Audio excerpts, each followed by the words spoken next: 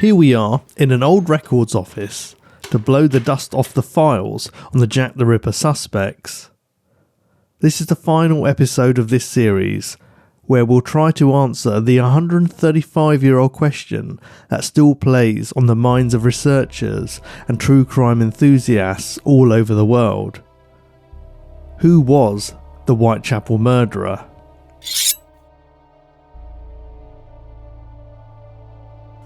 Hello and welcome back to Prash's Murder Map. This is the final Jack the Ripper episode. I really appreciate you waiting for it. I wanted to release it much sooner, but a number of things got in the way in my personal and work life, as well as other projects I was working on.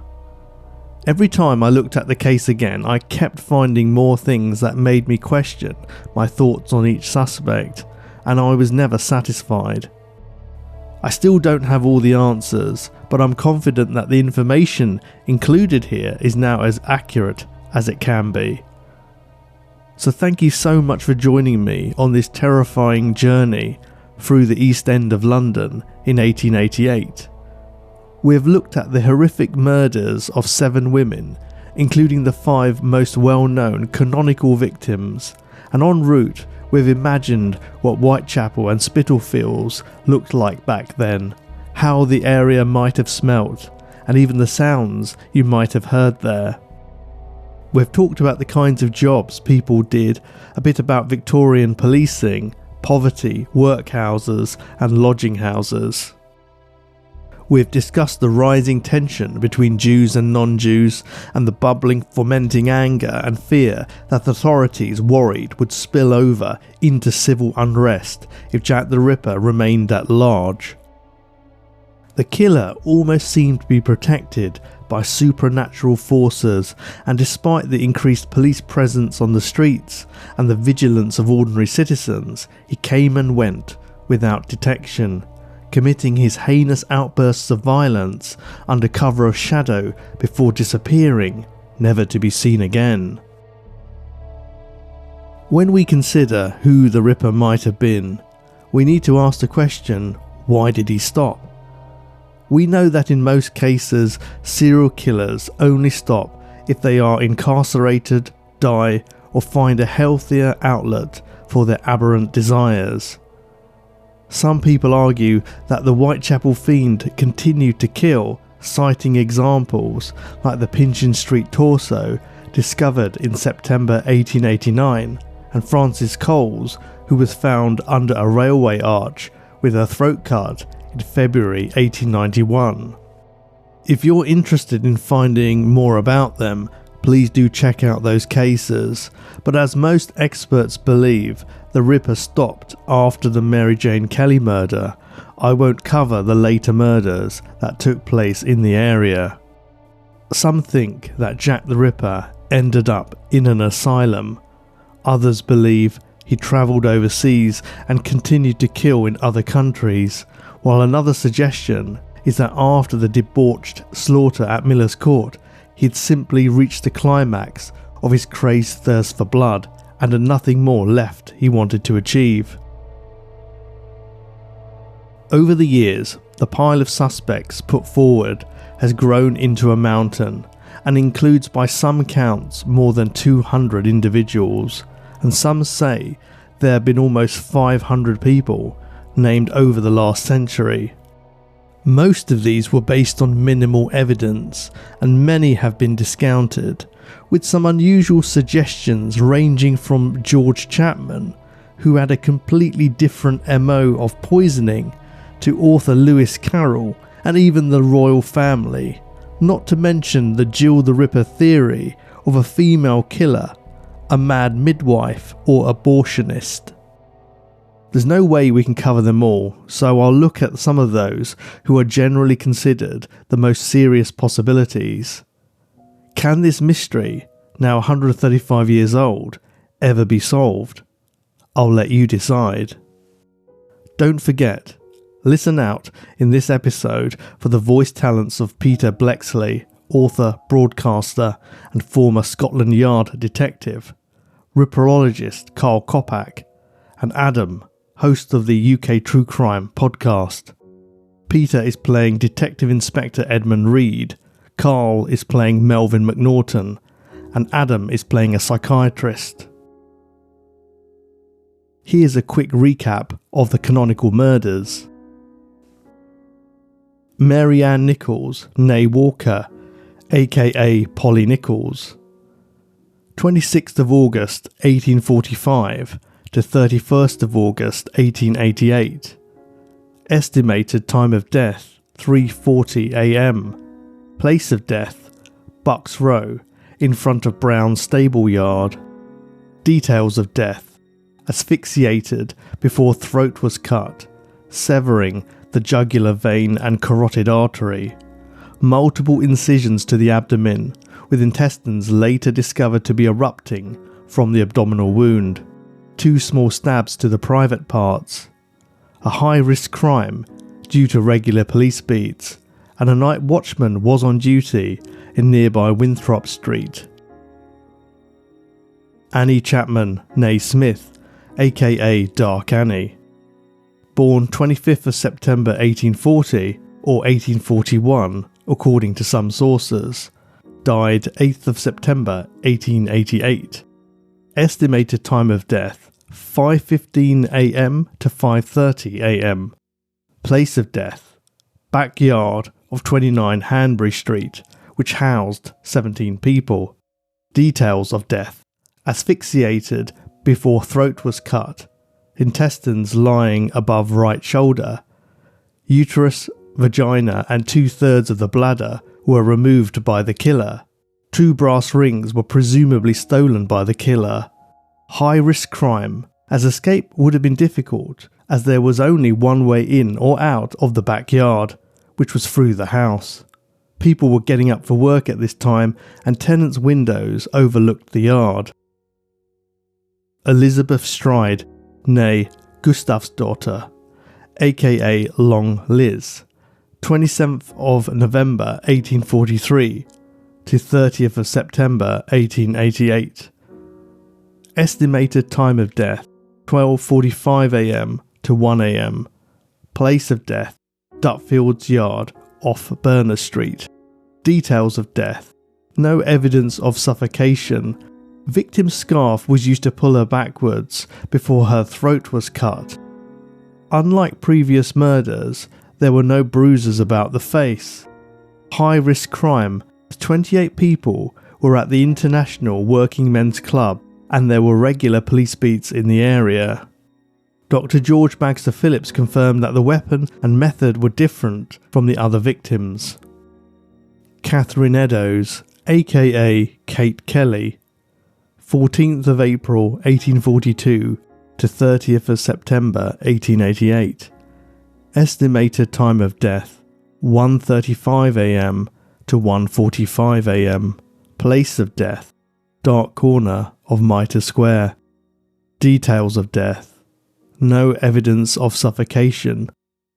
Cause of death was severance of the left carotid common artery, with the jugular vein opened by about 1.5 inches. The intestines were removed and placed over the right shoulder. The left kidney and uterus were removed from the body. Facial mutilations were carried out. High-risk crime due to frequent police beats, night watchmen working at Keeley and Tong, and houses overlooking the square. Mary Jane Kelly, a.k.a. Marie Jeanette Kelly. Born circa 1863, died 9th of November 1888.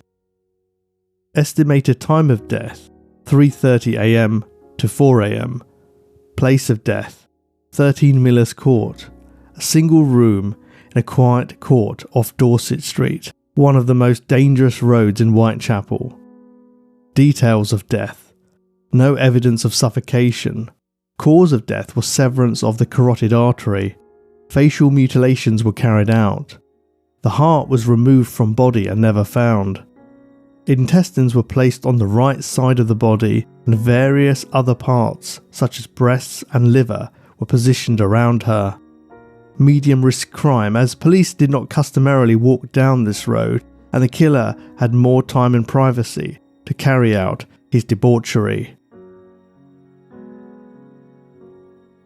The first time any suspects were officially named was in the Macnaghten Memorandum, written by Assistant Commissioner of the Metropolitan Police, Sir Melvin Macnaghten. This was written in the 1890s but wasn't made public at the time, only emerging several decades later. He wasn't involved in the investigations at the time and had no prior experience of law enforcement, but had spent time managing his father's tea plantation in India. His memorandum was created in response to a sensational article in the Sun newspaper about an unlikely suspect called Thomas Cutbush, who we'll talk about later. Macnaghten apparently wanted to set the record straight. No one ever saw the Whitechapel murderer. Many homicidal maniacs were suspected, but no shadow of proof could be thrown on any one. I may mention the cases of 3 men, any one of whom would have been more likely than Cutbush to have committed this series of murders. A Mr. M.J. Druitt, said to be a doctor and of good family, who disappeared at the time of the Miller's Court murder, and whose body, which was said to have been upwards of a month in the water, was found in the Thames on the 31st of December, or about 7 weeks after that murder. He was sexually insane, and from private information I have little doubt that his own family believed him to be the murderer. Kosminski, a Polish Jew and a resident in Whitechapel. This man became insane owing to many years' indulgence in solitary vices. He had a great hatred of women, especially of the prostitute class, and had strong homicidal tendencies. He was removed to a lunatic asylum about March 1889. There were many circumstances connected with this man which made him a strong suspect. Michael Ostrog, a Russian doctor and a convict, who had subsequently detained in a lunatic asylum as a homicidal maniac. This man's antecedents were of the worst possible type, and his whereabouts at the time of the murders could never be ascertained.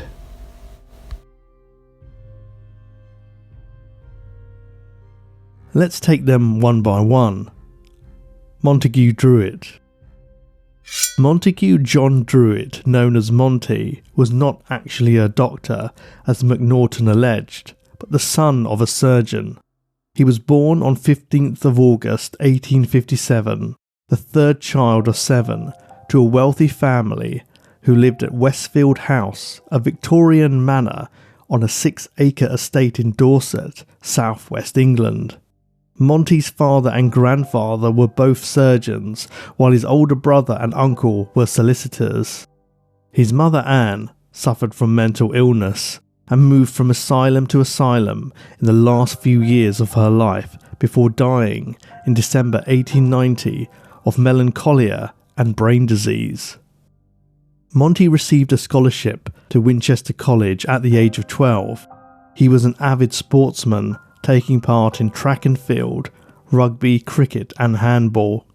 Cricket was his favourite, and he was a medium-paced bowler, although not always accurate, with a tendency to bowl a number of wides. When he wasn't playing sports, he found time to serve as treasurer and secretary of the Debating Society. Winchester College boasts several notable alumni, including Douglas Jardine, the cricket captain who led England to the Ashes and notoriety in 1933 with his questionable bodyline tactics. In July 1876, Montague Druitt secured a place at New College, Oxford, where he graduated 4 years later with a third-class honours degree in classics. We can speculate that his family were less than impressed with these results, comparing him to the successful surgeons and barristers among the Druitts. Monty decided that he would like to study for a law degree, perhaps having realised that he would struggle to make a lucrative career out of classics. There was an agreement that Monty could have the £500 needed to pay for his legal studies, but his father insisted that it would be deducted from his future inheritance. It must have left a bitter taste in Monty's mouth that the money for his studies was given so reluctantly leaving him nothing on his father's death in 1885 except for pictures, clocks, jewellery, ornaments and books, while his eldest brother received a farm and his 3 sisters each received £6,000, more than £750,000 in modern money. Druitt passed his law exams and was called to the bar in April 1885, just a few months before his father's death. In the 1887 law list, he was described as a special pleader, a title which no longer exists.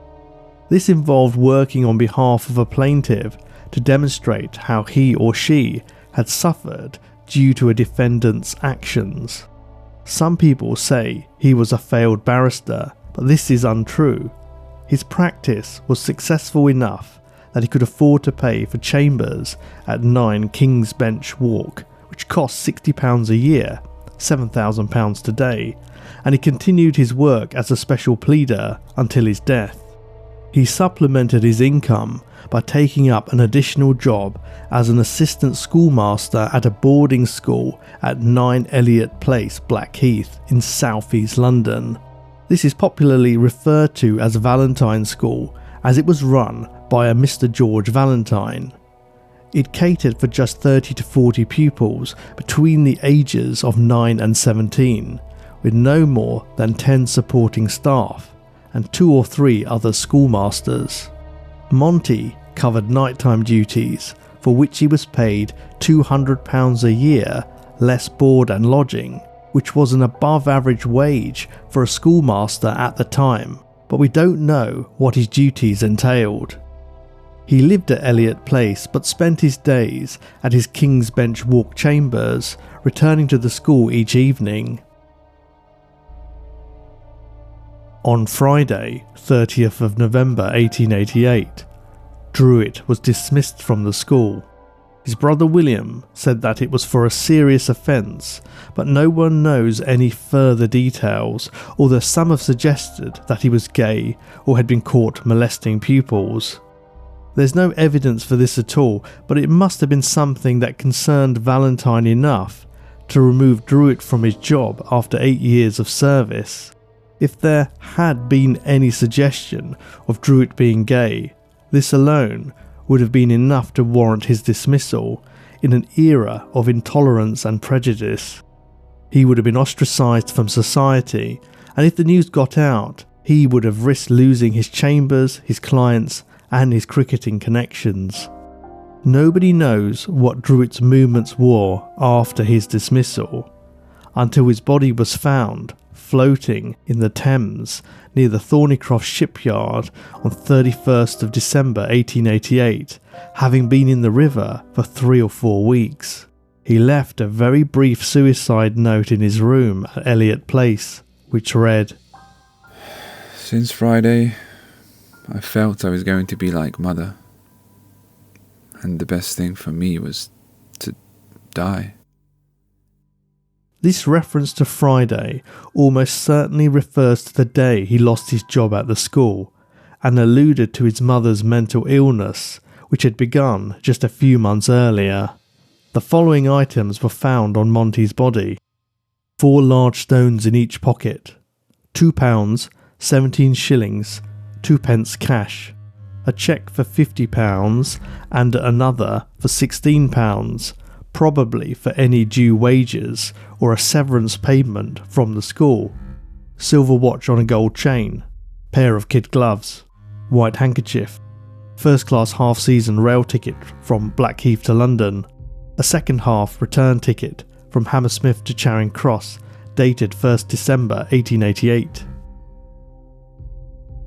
We don't know what Monty did in Hammersmith, nor what he had intended to do in Charing Cross, but we do know that he didn't use the Hammersmith to Charing Cross part of his ticket.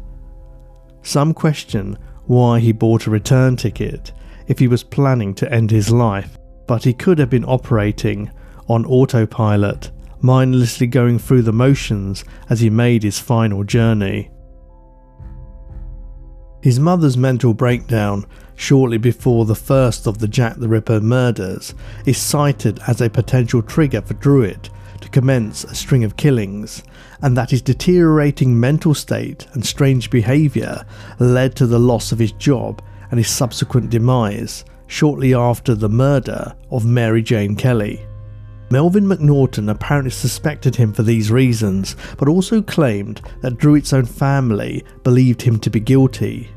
This may have stemmed from a newspaper article printed in February 1891, which is the earliest known documentation to mention Druitt as a suspect.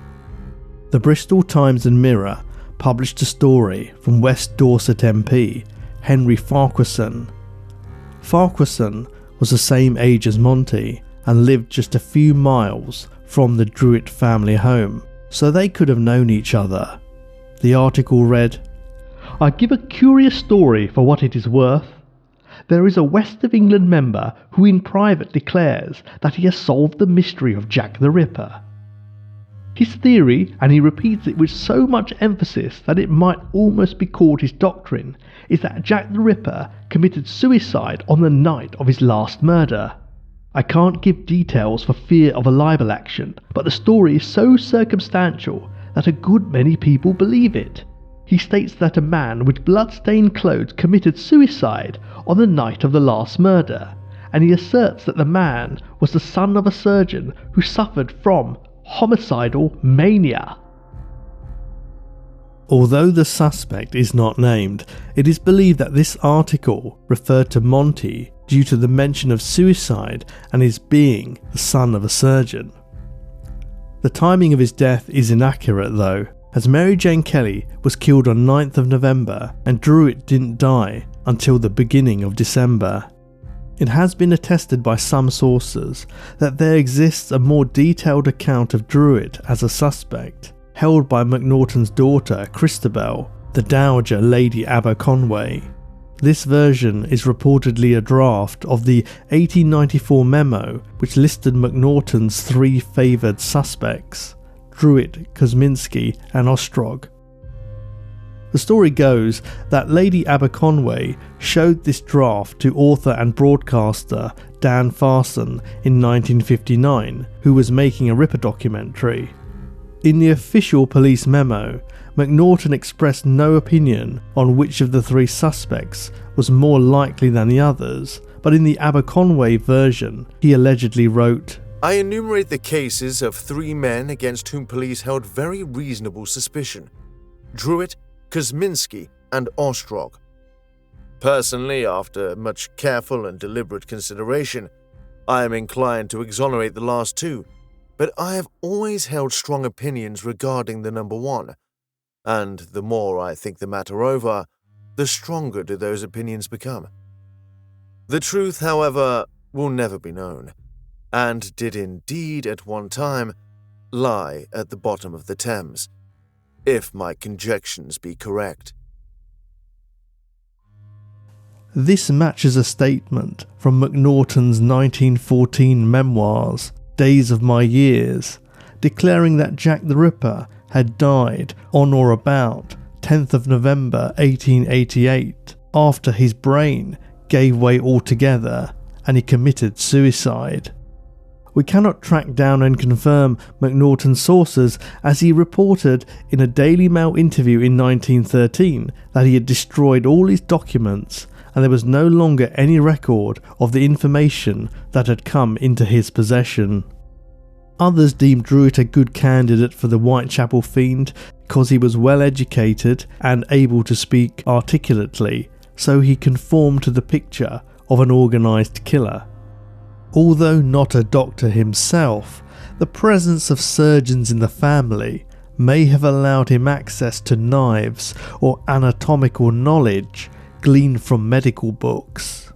Is it possible that he was exposed to age-inappropriate experiences, hearing his father and uncle share gruesome surgical anecdotes around the dinner table as a young boy? Did he stumble across images in books that distressed and disturbed him? Either of these things, combined with the genetic predisposition to mental illness, could have set the stage for a descent into violence and could explain the killer's fixation with removing organs and disemboweling his victims. Although the circumstances of Monty's death appear damning on the surface, and there are good reasons to investigate him, there is little evidence for his involvement. Macnaghten made several errors in his report, such as stating Druitt's age as 41 when he was 31, and claiming he was a doctor when he was a teacher and a barrister. The allegation that Druitt's own family suspected him is based on hearsay and has never been backed up by anything solid. Monty did not fit the witness descriptions and had a busy timetable holding down his teaching role and law career, not to mention playing cricket, so he would have struggled to find time for late night trips to the East End. Nevertheless, this doesn't rule him out completely, and the match records don't offer him watertight alibis. For example, he was playing cricket in Bournemouth on 1st of September 1888, but Polly Nichols was killed at around 3:40 am in the early hours of 31st of August. Annie Chapman died at around 5:30 am on 8th of September, and although Monty was playing cricket the same day, he only had to travel to Blackheath for the match, so he could have had time to get there before play started. However, according to Ripper historian Philip Sugden, there was no night train service between Blackheath and London, so Druitt would have had to lurk around the area before the train started again in the morning, which would have been risky and increased his chances of being seen. I suspect the only victims Monty took on 8th of September were the 3 for 38 runs. He did have his King's Bench walk chambers, which were only a 15-minute walk from the canonical crime scenes, so he could have used this building as a base. But the problem is that it was a mile west of Mitre Square, while the murderer travelled east towards Goulston Street after the Eddowes murder. Detective Inspector Abberline did not think Monty was Jack the Ripper. He said, "It is simple nonsense to talk of the police having proof that the man is dead. I know all about that story. But what does it amount to? Simply this. Soon after the last murder in Whitechapel, the body of a young doctor was found in the Thames, but there is absolutely nothing beyond the fact that he was found at that time to incriminate him."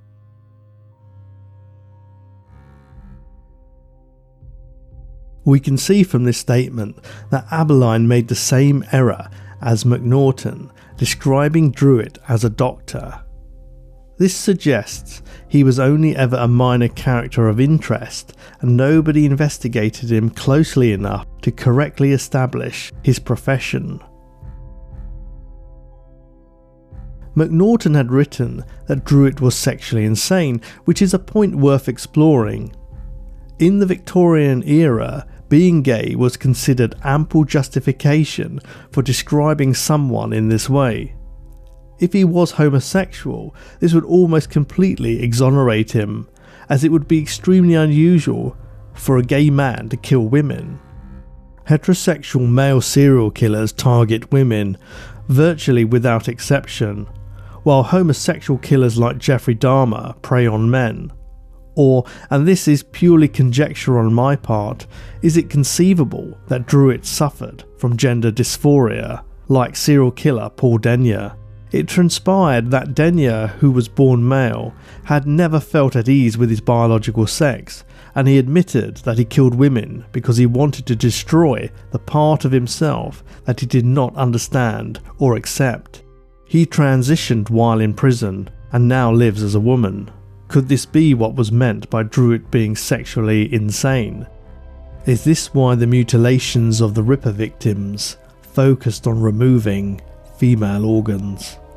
According to a 2012 Forensic Science International study of 483 serial killers, 6% were documented to have committed suicide, while other datasets quote lower numbers.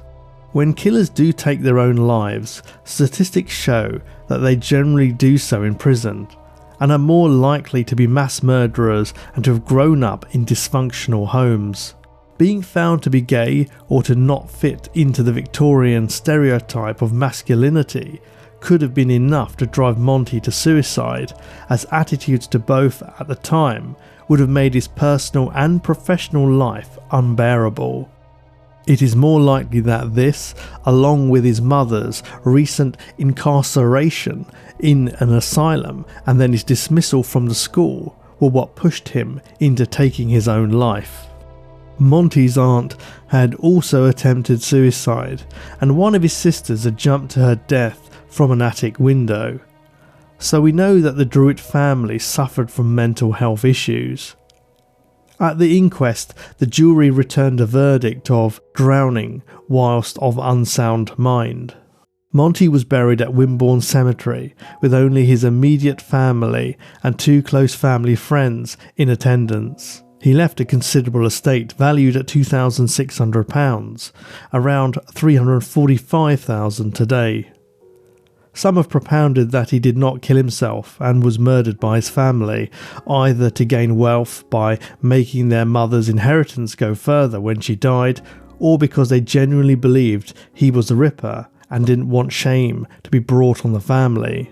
The note Monty left in his room at Elliot Place was extremely brief and was found by his brother, prompting theories that his brother wrote it and planted it there himself. Sadly, we will never know the truth. While Montague John Druitt is a good suspect in many ways, it seems that he was just a tortured soul who was plagued with sadness and fear after his mother's mental breakdown, which ultimately led to his own. Michael Ostrog. Michael Ostrog was born in 1833, making him 55 at the time of the murders, which is older than any of the witness descriptions suggested. He was jailed for theft more than once, on one occasion pulling out a gun and threatening to shoot the police officers who had arrested him. He served his longest stretch between 1874 and 1883, but a few years later was arrested once again for stealing and was sentenced to 6 months hard labour. At this time, he was described as suffering from mania. He was released in March 1888 and declared to be cured, although he was described by police as a dangerous man. He was committed to the Surrey County Lunatic Asylum in 1891, but once released, continued to steal various small items, including books and a microscope from the London hospital. This doesn't really add up with Macnaghten's account of him. He said, Michael Ostrog, a mad Russian doctor and a convict, and unquestionably a homicidal maniac.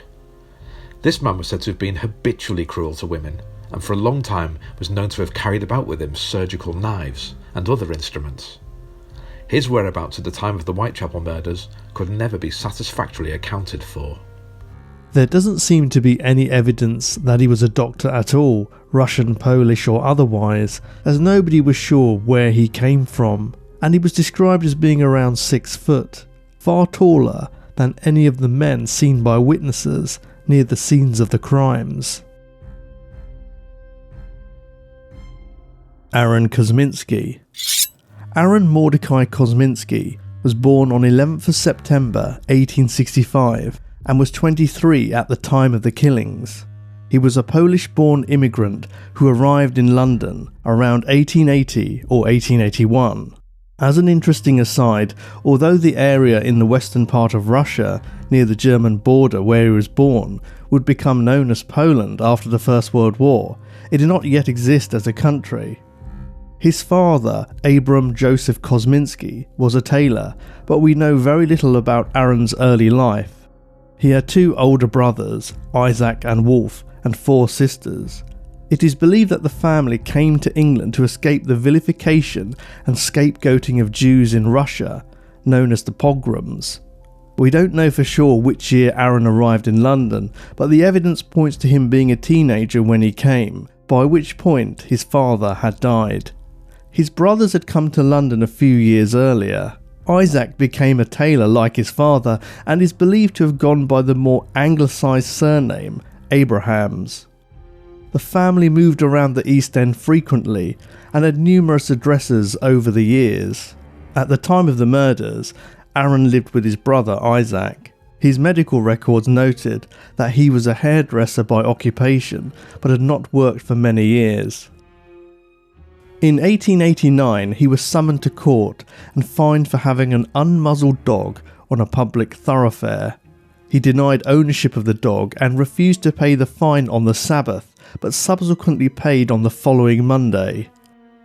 By mid-1890, he was showing signs of mental illness and was admitted to Mile End Old Town Workhouse on 12th of July 1890.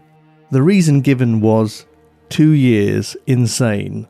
He only stayed there for 3 days and was discharged to his brother's care, but was readmitted on 4th of February 1891. Shortly afterwards, he was sent to the Middlesex County Lunatic Asylum at Colney Hatch.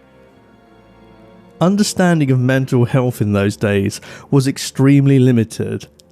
Asylums were primitive versions of modern psychiatric hospitals, and before they were established, people suffering from mental illnesses were forced to rely on family to care for them. Many ended up begging for food and shelter or relied on local parishes who sometimes offered places at charity-funded asylums.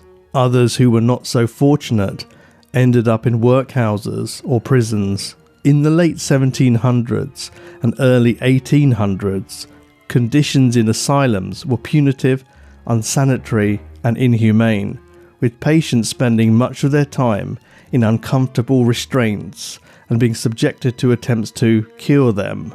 Thanks to campaigners and reformers like Harriet Martineau and Samuel Tuke, attitudes were slowly changing.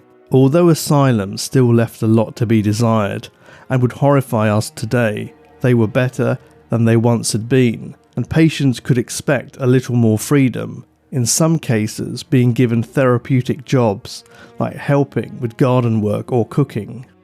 The Colney Hatch admission book made it clear that Aaron Kosminski was not a danger to others. This is how they described him. He declares that he is guided and his movements altogether controlled by an instinct that informs his mind. He says he knows the movements of all mankind. He refuses food from others because he is told to do so, and he eats out of the gutter for the same reason. Jacob Cohen, a business partner of Aaron's brother, Wolf Kosminski, reported that he goes about the streets and picks up bits of bread out of the gutter and eats them. He drinks water from the tap, and he refuses food at the hands of others. He took up a knife and threatened the life of his sister. He is very dirty and will not be washed. He has not attempted any kind of work for years. While at Colney Hatch, Aaron was described as deluded, apathetic and morose, and was transferred to another asylum 3 years later, where he stayed until his death on 24th of March 1919. Modern experts have deduced that Kosminski suffered from a combination of schizophrenia, delusions and paranoia. He was sometimes described as excitable but never violent. He was the only person in the asylum records with the surname Kosminski. Much of this information is known due to the thorough research of Martin Fido, a well-known ripperologist who is sadly no longer with us. It seems implausible that someone with such serious mental illness could have planned and executed 5 murders without being caught, particularly if we propose that the Ripper was an organised killer. If Kosminski's illness was so overt and he looked as though he wouldn't have any money, sex workers would have been reluctant to accompany him to a dark corner, especially after the news of the first murders hit. He would have been considered even more of a threat in view of the general consensus among Whitechapel's inhabitants that a Jew was responsible. Although many students of the case no longer feel Kosminski is a viable suspect, he remains near the top of the list for others, partly due to some writing in the margins of Assistant Commissioner Dr. Robert Anderson's book, The Lighter Side of My Official Life, published in 1910. This writing, added by Chief Inspector Donald Swanson, was discovered by Swanson's grandson in 1981 and has become known as the Marginalia. Swanson had been given overall responsibility for the Whitechapel murders investigation in September 1888, covering for Anderson, who was on sick leave. Anderson didn't name his favoured suspect in the book, but mentioned that this suspect was a Polish Jew, and the only witness to have had a good look at him had positively identified him at a police convalescent home known as the Seaside Home, but this witness had refused to testify. Swanson scribbled in the margins of his old colleague's book, As to why the suspect wouldn't give evidence, because the suspect was also a Jew, and witness would be the means of murderer being hanged, which he did not wish to be left on his mind. The suspect, with his hands tied behind his back, was sent to Stepney Workhouse and then to Colney Hatch. Kosminski was the suspect. The Swanson marginalia may not be reliable, as the phrase Kosminski was the suspect was written in a different pencil and may have been added to the annotation at a later date, by which point his memory may or may not have been accurate. The reason for his having written this note has been deliberated by historians without resolution. Furthermore, the marginalia stated that the suspect died shortly after being admitted to Colney Hatch.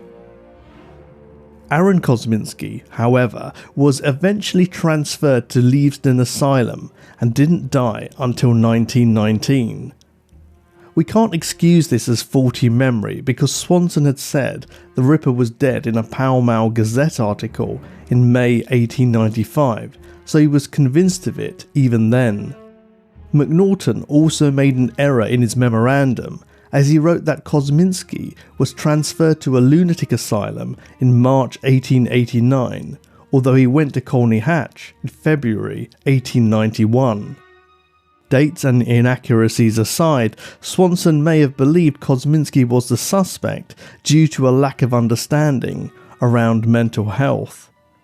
His Jewishness, his delusions, his habit of eating food out of the gutter, and the threat he made upon his sister with a knife might have been enough to convince Swanson of his guilt. In September 1946, the Reynolds News published an extract from City of London detective Robert Sagar's memoirs. Sagar wrote, "We had good reason to suspect a man who worked in Butcher's Row, Aldgate. We watched him carefully. There was no doubt that this man was insane, and after a time, his friends thought it advisable to have him removed to a private asylum. After he was removed, there were no more Ripper atrocities." Kosminski was a hairdresser, not a butcher, and Colney Hatch was not a private asylum. Sagar's account does correspond with documentation from City of London Detective Inspector Harry Cox, who wrote in 1906 that he had been involved in the surveillance of a Jewish suspect for 3 months after the Mary Jane Kelly murder, and that this suspect owned a business in the East End. Cox alleged that this suspect's motive was revenge, as he had been wronged by a woman of the lower classes. He also stated that this suspect had spent time in a Surrey asylum and was known to take walks at night, and there were no further murders because he knew he was being watched. The accounts of Sagar and Cox agree on some points, so we can be sure that a suspect in Aldgate was under surveillance, but the description of the man they were pursuing does not match Kosminski. The Jewish residents of the area became aware of the police presence and challenged the detectives, who responded by pretending to be factory inspectors checking for illegal child labour. The discrepancies in the Swanson marginalia led Martin Fido to put forward a compelling idea that Swanson was mistaken when he wrote the name Kosminski, and that he was referring to another Polish Jew called Nathan Kaminsky, also known as David Cohen. Kaminsky was at Colney Hatch Asylum, and the dates of his incarceration match Macnaghten's report much more closely than Kosminski's, and he died in 1889. Macnaghten erroneously said that Kosminski died shortly after going to Colney Hatch, which was certainly true of Nathan Kaminsky. We know very little about Kaminsky, apart from his year of birth, which was 1865, like Aaron Kosminski, and he lived at 15 Black Lion Yard. He was admitted to the Whitechapel Workhouse Infirmary on 24th of March 1888, suffering from syphilis, and was discharged as cured 6 weeks later. The Seaside Home witness and the Jewish debate. The discussion about a Jewish man being identified by a witness at the Seaside Home, who then refused to testify, as expressed in the marginalia, goes round in circles. If Swanson believed the witness refused to appear in court because he didn't wish to be the cause of a fellow Jew being hanged, this must mean the witness was a Jew himself. There are a limited number of possibilities that we are aware of. Israel Swartz saw a man throwing Liz Stride to the ground in Berners Street, and 3 people saw Catherine Eddowes with a man outside Mitre Square.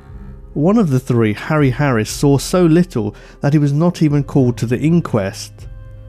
Joseph Hyam Levy only saw enough to state that the man was 3 inches taller than the woman.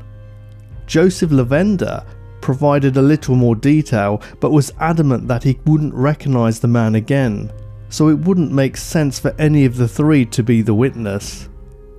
This leaves Swartz as the most likely Seaside Home witness.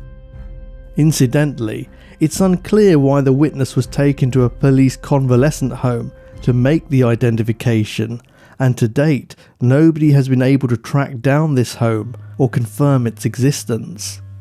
The problem with Swartz as the witness is that there's a weight of evidence that Liz Stride wasn't killed by the Ripper. Her murderer could well have been a Jew. After all, she was killed just outside the Working Men's Club, which was frequented mostly by Jews, but although it's equally important to name her killer and mourn the tragic loss of life as with any other victims, the information from Swartz may be immaterial in the hunt for Jack. The puzzle that remains is why the man who murdered her would shout the racial slur Lipsky in Swartz's direction if he were a Jew himself. As mentioned in a previous episode, this could be explained by the idea that he didn't shout Lipsky at all, but was calling out the name Lizzie, which Swartz misheard. If the killer knew Liz's name, it would add credence to the theory that she was killed by Michael Kidney in a domestic incident.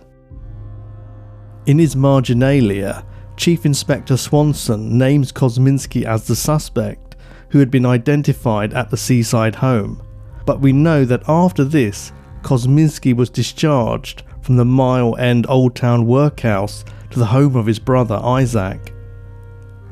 If he was genuinely believed to be guilty, it seems nonsensical that he would be released. In those days, rules about holding suspects were far less strict than they are now, and it seems unlikely that the police would give up and let the killer go so easily, simply because the witness refused to testify. And they would not have been averse to heavy-handed tactics to encourage the witness to do so. Another point of interest is that if the identification at the Seaside Home took place, as Swanson claims, apparently in July 1890, this was more than 18 months since the last of the canonical murders. After so much time had passed, how reliable would the witness identification have been? Although the concept of Whitechapel Jack as a Jew refuses to die, I am very sceptical. Anti-Jewish sentiment at the time was high, and although the Fourth Estate was not unanimously guilty of stirring up hatred in the press, there were certainly newspapers which did. The East Enders found it too hard to swallow that one of their own could have perpetrated such outrages, so they needed an outsider as a scapegoat. The only evidence for the killer being a Jew was tenuous at best. Witness Elizabeth Long described the man she saw with Annie Chapman outside 29 Hanbury Street as foreign-looking, but she only saw him from the back, while George Hutchinson's description of Astrakhan Man bordered on being a caricature of a Jew, and many people are mistrustful of his tall tale. Due to the racial tension throughout London, prostitutes would have been reluctant to accept Jews as clients and go with them to dark, secluded places, more so than ever after the newspaper coverage of the first murders. The rumours on the street, combined with the hysteria sweeping the Whitechapel community, would have made women more wary of being approached by someone of Jewish appearance, no matter how desperate they were to earn their DOS money. Detective Inspector Edmund Reid was also unconvinced. He spoke to the Lloyd's Weekly News in 1912 about his theory. These murders were committed after the public houses were closed. The victims were all of the same class and lived within a quarter of a mile of each other. They were all murdered within a half-mile radius. They were killed in the same manner. That is all we know for certain. My opinion is that the perpetrator was a man who was in the habit of using a certain public house and of remaining there until closing time. Leaving with the rest of the customers, he would depart with one of the women, attacking her with a knife in some dark corner and cutting her up. Having satisfied his maniacal bloodlust, he would go away home and the next day behave completely normally. During the whole time that I had charge in Whitechapel, I never saw a drunken Jew. I always found them industrious and good fellows to live among. His theory holds water, as Jews wouldn't have socialised and drunk in the same venues as non-Jews if they drank at all, and the killer must have been able to gain his victims' trust, possibly someone they regularly met in the pub. Reid went on to say that Anderson's ideas about Kosminski were wrong. I challenge anyone to produce a tittle of evidence of any kind against any suspect. The earth has been raked over, and the sea has been swept to find this criminal Jack the Ripper, always without success. It still amuses me to read the writings of such men as Dr. Anderson and many others, all holding different theories, but all of them wrong. I have answered many of them in print, and would only add here that I was on the scene, and I ought to know. So Edmund Reid, one of the lead detectives working the crime scenes at the time, believes that not only was the Ripper not a Jew, but that nobody could know who he was with any certainty. So why did Anderson and Swanson seem so sure about Kosminski? This is a question that remains unanswered. Jewish or not, if none of these suspects mentioned in the Macnaghten Memorandum are viable, then who were the other suspects who might fit the bill? Dr. Francis Tumblety. Dr. Francis Tumblety was an Irish-American quack doctor who had done well out of selling Indian herbal medicines. He spent some time in Montreal, where he got into trouble, once for selling abortion-inducing pills to a prostitute, and again when a patient died after taking medicine he prescribed. He ran away to Boston, where he became known for his grandiose flamboyant style, wearing a military outfit and parading around on a white horse. He made his way through many other cities, and his hatred of women soon became apparent. He was arrested in Liverpool, England on November 7, 1888 for homosexual activity, which was illegal until 1967. Allegedly, he collected female organs and was therefore assumed to have anatomical knowledge, and there were rumours that he was violent. But nothing was ever found to implicate him in the Ripper murders. The story of the collection of uteri might not even be true. He didn't look anything like the witness descriptions, and there isn't any concrete evidence he was in Whitechapel at the time of the killings. Detective Chief Inspector Littlechild believed he could have been the Ripper because of his criminal record and hatred of women, but New York Police Inspector Burns investigated him and found no cause for concern. As with Druitt, it's also important to recognise that it's virtually unheard of for gay men to kill women. Typically, female victims are targeted by heterosexual male killers, while gay killers select male victims. Someone like Tumblety would have been difficult to miss, and at the very least, his height of nearly 6 foot would have been noticed and remarked on. He was also nearly 60 at the time of the murders. The killer had to have known the ins and outs of all the alleys and back streets in the area to have escaped so quickly, so it's unlikely that a visitor like Tumblety could have been the Ripper. He died in New York in 1903 of heart disease. Thomas Cutbush. Thomas Haynes Cutbush, born on 29th of June 1866, was put forward as a suspect by author A.P. Wolfe in the book Jack the Myth. He was investigated by the police, but they found no evidence to detain him. Cutbush was unemployed at the time of the murders, but had previously worked as a clerk and was known to study medical journals and wander the streets at night, often returning home with clothes covered in mud. Some reports even said they were bloodstained. He was sent to Lambeth Infirmary in March 1891, suffering from syphilis and paranoid delusions. He escaped for 4 days, during which time he stabbed a woman in the buttocks with a knife and tried to do the same to another. Some newspaper articles confused Cutbush with another man named Collicott, who a couple of months before had stabbed 6 young women with a sharp object.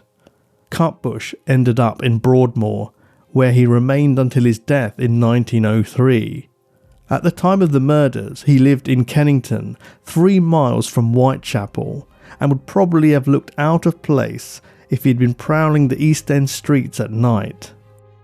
He was an office worker from a reasonably well-off family, not one of the poverty-stricken manual labourers you would normally expect to see.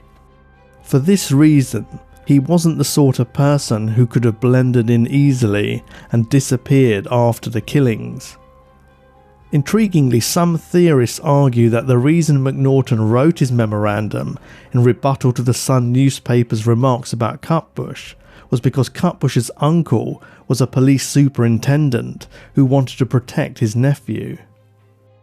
If he were a killer, he would almost certainly have been a disorganised one due to his mental illness, and would have been unable to plan and execute the crime so seamlessly, disappearing into the shadows without arousing suspicion.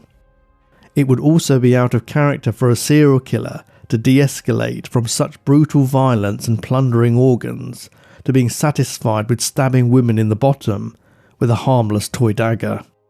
Leaving aside his occasional violent tendencies, Thomas Cutbush was probably not the Whitechapel fiend.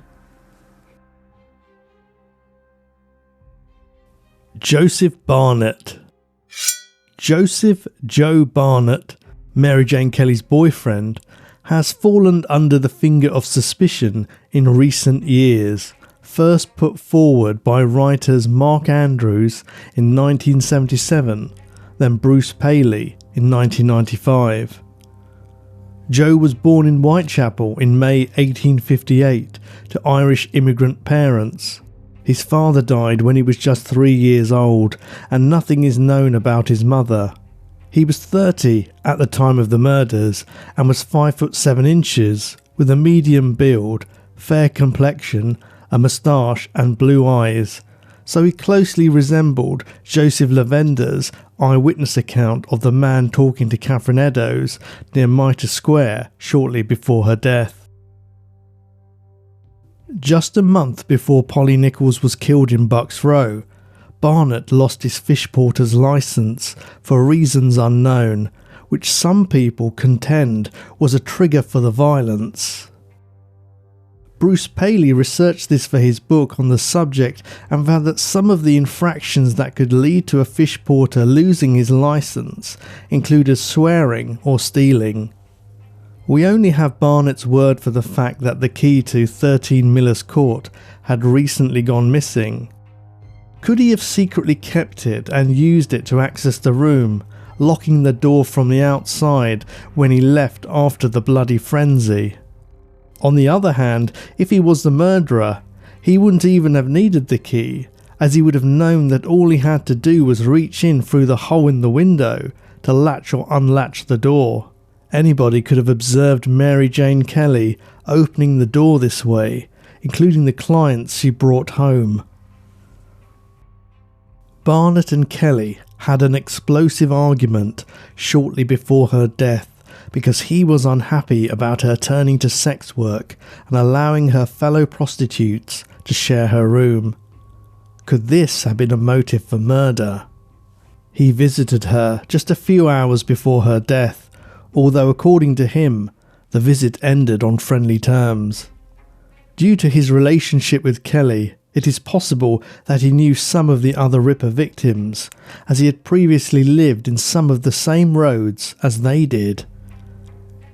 Catherine Eddowes is alleged to have known who the killer was, and that shortly before her death, she said she intended to collect the reward money. Could Barnett have been this man? Credible as this may be, it cannot be proven. The fact that he had been in a relationship with Kelly stands in his defence, as he would have been known in Miller's Court, having lived there for a time and continuing to be a regular visitor. Had he been the killer, he would have been at significant risk of being spotted and recognised as he entered or exited the court. Catherine Eddowes and Mary Jane Kelly were the only victims to have suffered facial mutilations after death, which tends to happen when a killer has an emotional connection to the victim, according to forensic psychologists. Even so, there were no doubt countless others in Whitechapel who knew both women. The Ripper might also have escalated his butchery to the point where facial mutilations were the next logical step, so it doesn't necessarily mean that they were known to him. If it was a crime of passion by Barnett, it is hard to credit that he would have been capable of butchering his girlfriend's body to such an extent. Even if we imagine that he cut her throat in a fit of rage and then decided to make it look like a Ripper killing to detract police attention away from himself, it would be a horrific, nauseating experience to slice a human body beyond recognition and remove organs, particularly for someone who has never previously shown any violent urges. Those who favour Barnett as a suspect argue that his job as a fish porter would have meant he was well practiced in using a knife and gave him an outlet for any suppressed rage, which led to a breakdown and a burning need to express this aggression after his license was revoked. In fact, it isn't known whether his job would have involved gutting fish at all, as the role of a fish porter was primarily to unload and carry crates of fish from one place to another. Lots of men in the East End were fishmongers, butchers and horse slaughterers, and it is a stretch to suppose that even if he did cut up fish, that he would by extension know how to carve a human body. In any case, police surgeon Dr. Thomas Bond and some other experts concluded that the killer did not have any knowledge of anatomy or experience with a knife, although this is not universally agreed. The letters received by the press also contain clues which could point towards Joe Barnett.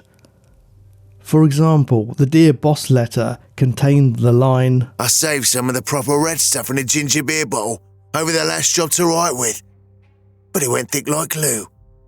and I can't use it. Interestingly, ginger beer bottles were found at 13 Miller's Court. Linguists have observed that the "From Hell" letter, which accompanied the kidney sent to George Lusk, read as though it had been penned by someone Irish, and Barnett had Irish ancestry. None of the letters have been proven to be genuine, but out of all of them, the "From Hell" letter is the best candidate. Major Henry Smith wrote in his memoirs that he believed the killer had washed his bloody hands in a sink up a close in Dorset Street, referring to Miller's Court on the night of the double event. If his memories were correct and he really did find a trough full of bloodied water there, this points towards Barnett. Perhaps he hurriedly cleaned himself up after committing the heinous acts of mutilation on Catherine Eddowes before retreating inside number 13 as if nothing had happened. Finally, Barnett's pipe was found in Mary Jane Kelly's room. Proponents of Barnett as the best suspect consider it strange that he didn't take it with him when he moved out, maintaining that he left it there by mistake when he killed Kelly. This can easily be counter-argued as he visited her regularly and he freely admitted to having been there on the eve of her murder. It can't be denied that the FBI profile, created in 1988, 100 years after the murders, describes Barnett well. The profile was of a white male, aged between 28 and 36, who lived or worked locally, but was employed below his intellectual ability, and a stressor of some kind triggered the murders. They believed he had an absent father and a disability of some kind, whether a physical one or something like a speech impediment. According to experts, speech impediments are common among serial killers such as Ted Bundy and David Carpenter. Records indicate that Barnett had echolalia, which caused him to repeat the last word spoken to him. Barnett lived an uneventful life after the murders and was awarded his fish porter's licence again in 1906. His echolalia could have been the result of temporary stress caused by the brutal death of Mary Jane Kelly, or even a sign of autism. While profiling sometimes hits the mark, there are those within the criminal justice system who consider it a pseudoscience. Either way, profiling should only ever be used as a guide and in conjunction with solid evidence. Joseph Barnett later married but had no children, and he died of bronchitis at the age of 68. Although he is a fascinating suspect who has more in common with the FBI profile than most of the other known characters of interest, the argument for his being the Ripper are based on speculation. He also had an alibi for the night of the murder, and Inspector Abberline interrogated him for 4 hours, even examining his clothing for bloodstains, but nothing was found to cause law enforcement any concern. He is a strong candidate, but the jury is out. George Hutchinson. I mentioned in the last episode that in recent years, George Hutchinson, one of the key witnesses in the Mary Jane Kelly murder, has also made the suspect list. Firstly, his description of the man he saw that night raised red flags. How could he have noticed so many unlikely details in the dark? Remember this? He was aged about 34-35 and was 5 foot 6 inches tall. His complexion was pale with dark eyes and eyelashes, a slight moustache curled up at each end and dark hair. He was very surly looking and returned my gaze with a stern glare. He was wearing a long dark coat and the collar and cuffs were trimmed with astrakhan and a dark jacket underneath. A light waistcoat, dark trousers, a dark felt hat turned down in the middle, button boots and gaiters with white buttons. He wore a very thick gold chain. He had a white linen collar and a black tie with a horseshoe pin.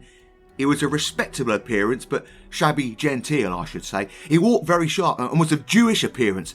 I could identify him again if I saw him. Hutchinson was at the scene very close to the time of Kelly's death, and his extraordinarily detailed description of the flamboyant Astrakhan man raised red flags. Nobody knows for sure who Hutchinson was, or if that was even his real name, and his birth, life and death are even more cloudy than Mary Kelly's origins and the circumstances of her murder. He was described by different sources as being between 22 and 33 years old, and he said he was a groom by trade, but that he had been working recently as a labourer.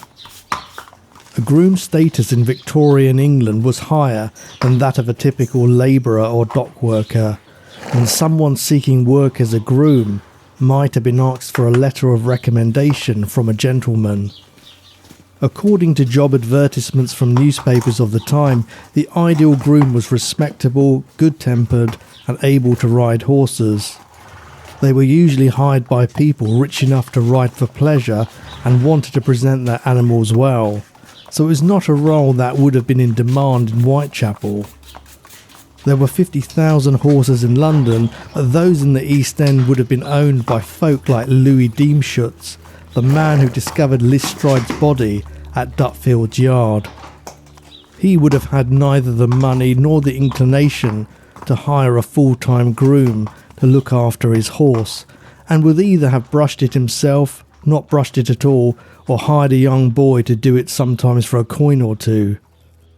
Sadly, horses were treated as disposable, hence the need for so many horse slaughterers who killed them and used them for cat's meat when they outlived their usefulness. The fact that Hutchinson was described by Sarah Lewis as wearing a wide-awake hat backs up his story of being a groom, as this sort of headwear was typically worn by people in the countryside and would not have been as common in the East End. A search of old newspaper archives confirms there were barely any vacancies for grooms in the East End, whereas papers in the more rural neighbouring county of Essex had multiple advertisements, which explains why Hutchinson had walked 11 miles to Romford to look for work on the day of Mary Jane Kelly's murder. His profession may be one of the few things about which he told the truth. Given the lack of country houses and stables in Whitechapel, it's strange that he was there at all. If he really had worked as a groom in the past, it would indicate that he was of smart appearance and was articulate enough to convince a wealthy family of his trustworthiness to look after their horses. Some vacancies even came with the perk of being allowed to live in the family home. Hutchinson easily convinced the police that he was just a witness on the night of Kelly's death, and they didn't appear to have any misgivings about him whatsoever, despite him lurking outside Miller's Court for so long, with a rather thin explanation for it. The fact Hutchinson took so long to come forward as a witness raises doubts. He first appeared 3 days after the murder, on the evening of Monday, 12th of November 1888, conveniently just after the inquest had been completed. He told the newspapers that he informed a policeman on the Sunday morning of what he had seen, but he didn't go to the station, and there's no evidence that he spoke to a policeman at all. Hutchinson avouched that the next day he discussed the matter with a fellow lodger at the Victoria Home for Working Men in Commercial Street, who urged him to report what he had seen. This doesn't ring true, as he had apparently already told a police officer, so there was no need for him to seek further advice. It's also peculiar that the policeman hadn't asked Hutchinson to accompany him to the station to give an official statement. As the Victoria Home was so close to the Commercial Street police station, it would have made more sense for Hutchinson to go there immediately, rather than approaching a bobby in the street. Was he using smoke and mirrors to distort the truth? It could be that he was prompted into coming forward by Sarah Lewis's testimony at the inquest. She had seen a man looking up at the court, which could well have been Hutchinson. She stated, "Between 2 and 3 o'clock this morning, I came to stop with the Keelers at number 2 Miller's Court. as I'd had a few words with my husband. When I came to the court, there was a man standing over against the lodging house on the opposite side in Dorset Street. He was not tall, but stout, and was wearing a black wide-awake hat.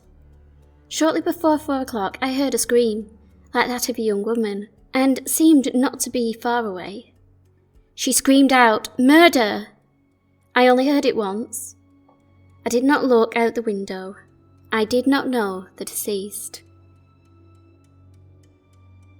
We could argue that Hutchinson chose to make himself known to the police after discovering that Sarah Lewis had spotted him that night, as he feared being identified and suspected of being Jack the Ripper, whether he was or not.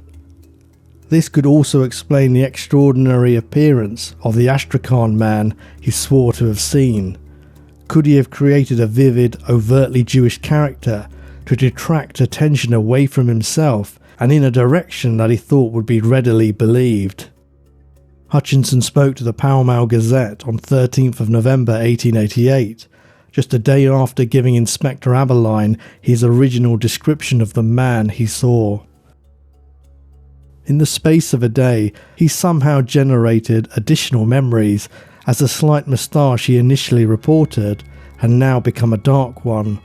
The pale complexion had changed to dark, and the small parcel the man carried was given a more detailed description. 8 inches long, with a strap around it, clasped tightly in his left hand and covered with dark American cloth. The mysterious Astrakhan man also gained a gold chain with a big seal and a red stone hanging from it, and a pair of brown kid gloves carried in his right hand. These details conveniently reinforced the idea of a foreign-looking man, like the one spotted by Elizabeth Long at Hanbury Street.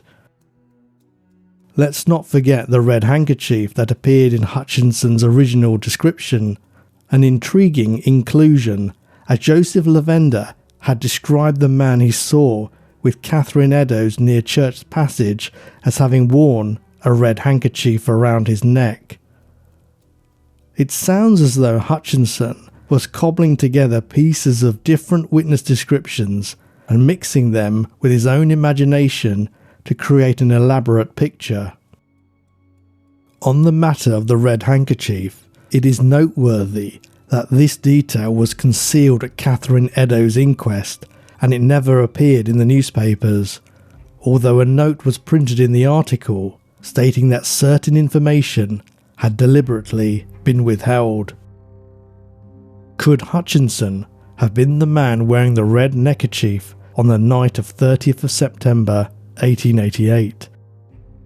Was he concerned that this detail had been spotted and was being held back by the police, so he made a point of mentioning Astrakhan man's red handkerchief and weaving it into his account? Wearing something like this around the neck would have been common attire for someone working in a stable, although it could apply to many other trades too. Some believe that George Hutchinson really did see Astrakhan man, but he said that he didn't think the man was a murderer, so it seems strange that he paid such close attention to him. It was dark, so it would have been difficult to make out such intricate details when he only glimpsed the man for a moment. When you add this to the fact that witness descriptions are notoriously unreliable and that Hutchinson didn't come forward for 3 days after the sighting, it begins to sound fishy. It's also dubious that a man dressed in such finery would dare to go down Dorset Street and into Miller's Court, known as one of the worst parts of Whitechapel. He would have been lucky to emerge with his life, let alone his valuables, and chances are that other witnesses would have noticed him and been able to corroborate Hutchinson's story. It's very telling that Sarah Lewis spotted George Hutchinson, as well as a young man and a woman, walking past, but she saw nothing that would support Hutchinson's account of Astrakhan man.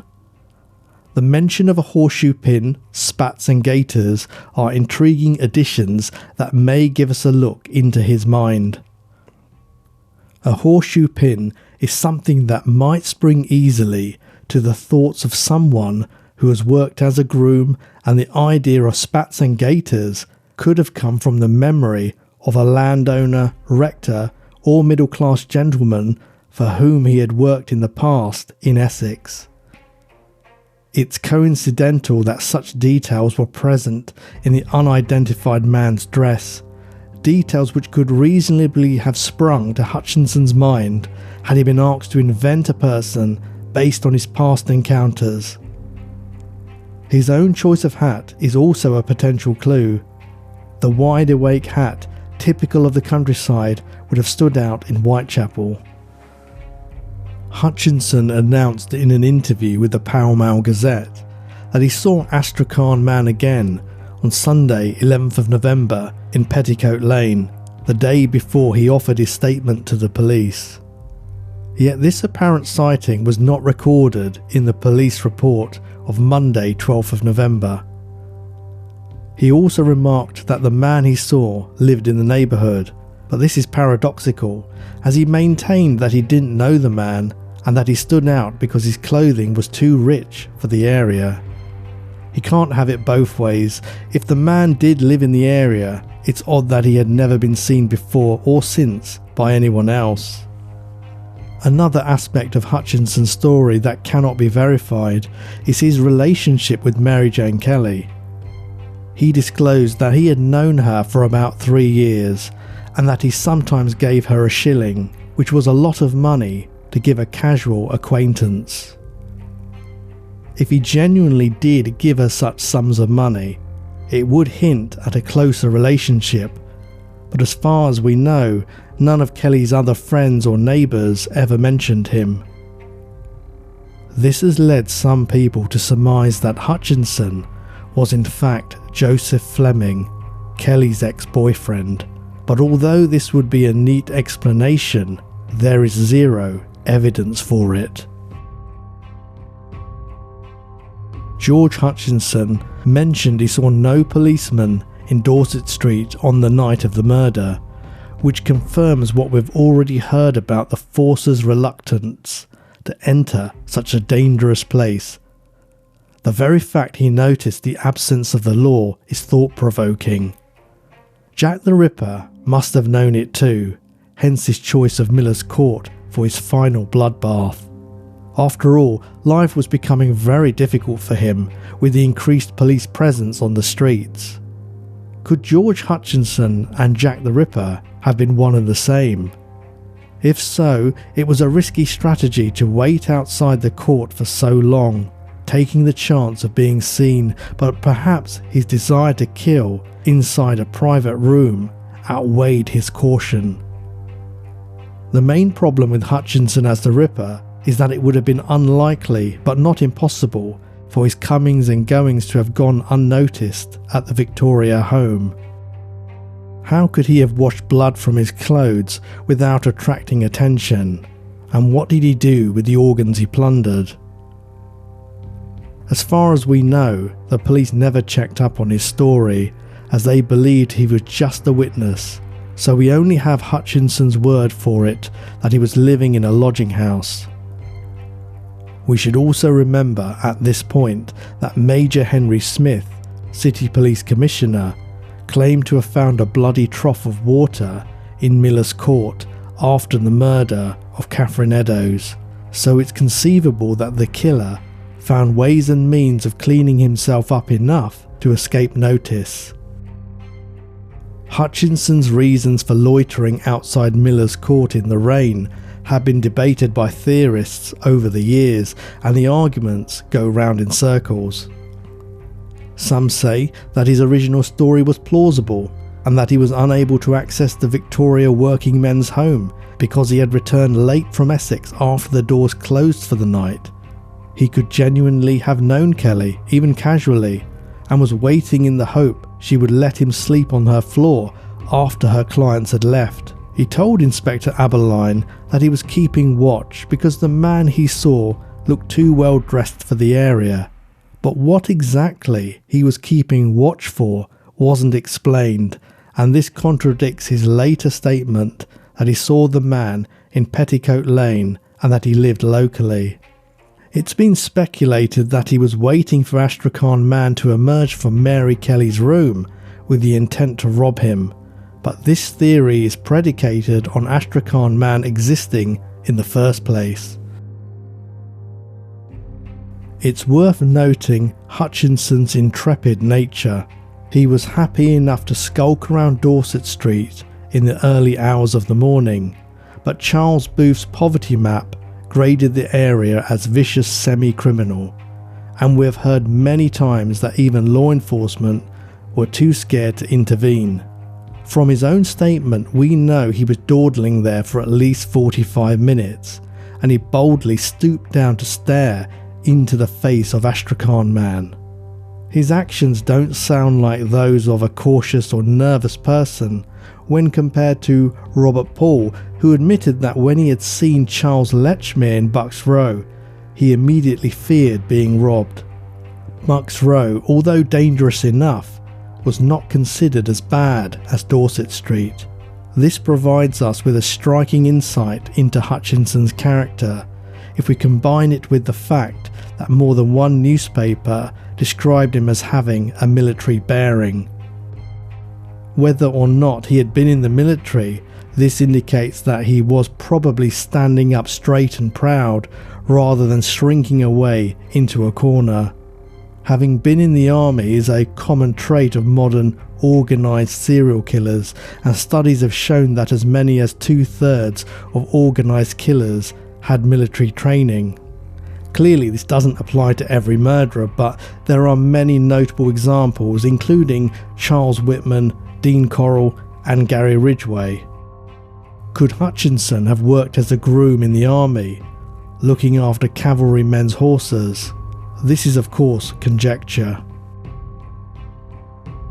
Whether or not George Hutchinson had military experience, what we know of his behaviour paints a picture of a man who felt at home in the most threatening parts of the East End, who was clearly unafraid of gangs, pickpockets and drunks. Could this be because he was the one everyone should have feared, and he was the apex predator at the top of the food chain, Jack the Ripper himself? One could argue that Cox and Lewis were also running a risk in going out, but they lived in Miller's Court and had no choice. They also didn't stay outside for as long as Hutchinson did. By Thursday, 15th of November, the Star newspaper had discredited Hutchinson's statement about Astrakhan Man, explaining that the blotchy-faced man seen by Mrs. Cox was more critical to the investigation. The next day, the Evening News reported that a clerk named Mr. Galloway had seen someone resembling the blotchy-faced, carroty-moustached man and had followed him up Whitechapel Road and Commercial Street. The man seemed to be aware that he was being tracked, and when they entered Thrall Street, the blotchy-faced man was startled by the appearance of a policeman. Galloway pointed the man out to the constable, who declined to arrest him, saying that he was looking for somebody of a very different appearance. If this tale is true, it's a great shame that the policeman didn't at least question the blotchy-faced man, as even if he wasn't the killer, he could have helped clear up the uncertainty around the timings, confirming when he had left Mary Jane Kelly's company. Whether he was really up to no good or whether he was frightened of being accused of her murder, we will never know. Within days of Hutchinson making his statement to Inspector Abberline, he faded into obscurity and was never mentioned in the records again. We can only assume that the police eventually realised that he had embroidered his story and had thoroughly wasted their time. Ironically, the police may have had Jack the Ripper right under their noses. It's not unusual for killers to insert themselves into an investigation. For example, John Christie of 10 Rillington Place fame, Stephen Young, who shot a husband and wife in East Sussex in 1993, the serial arsonist John Leonard Orr in California, and Ian Huntley, who shocked the country with the double murder of schoolgirls Holly Wells and Jessica Chapman in Suffolk in 2002. It's the sort of thing that would have made the Ripper chuckle quietly to himself as he recalled how he outwitted the police, telling lies to their face and getting away with it while distracting and derailing the investigation. In the Victorian era, without the benefit of all the knowledge and criminal precedent that we have now, it may never have occurred to the police that a guilty party would boldly offer themselves up as a witness. There are enough questions about Hutchinson and his statement to fill a book on its own, and Ripperologists still hammer away at his story, trying to figure out what he was doing there that night. There have been assertions that he was a plumber called George William Topping Hutchinson, but nobody knows for sure. He's my personal favourite suspect, as not only did he admit to being at Miller's Court very near to the time of the murder, but there are enough inconsistencies in his story to raise more than a few eyebrows.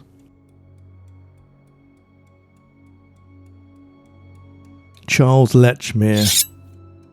Hutchinson wasn't the only witness to become a suspect.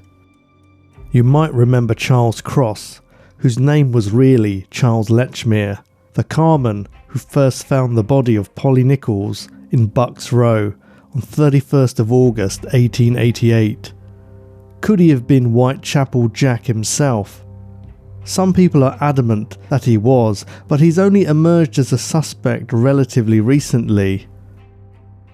Old school books on the case from the 70s and 80s by Ripperologists like Rumbelow, Fido and Egan never mentioned him as anything other than a witness, so is there really any new evidence, or have theorists just started looking at things differently?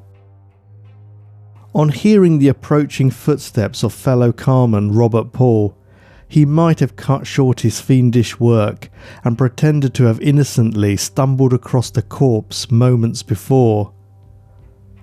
The lack of more severe mutilations than those seen in later murders implies that the killer was disturbed before he had a chance to complete them. Equally, it could have been someone else, the unknown killer, who was disturbed by the approaching footsteps of Charles Lechmere. Lechmere only came forward at the inquest after Robert Paul revealed there was another man present at the discovery of the body. He gave his name as Charles Cross at the inquest, which police accepted without question.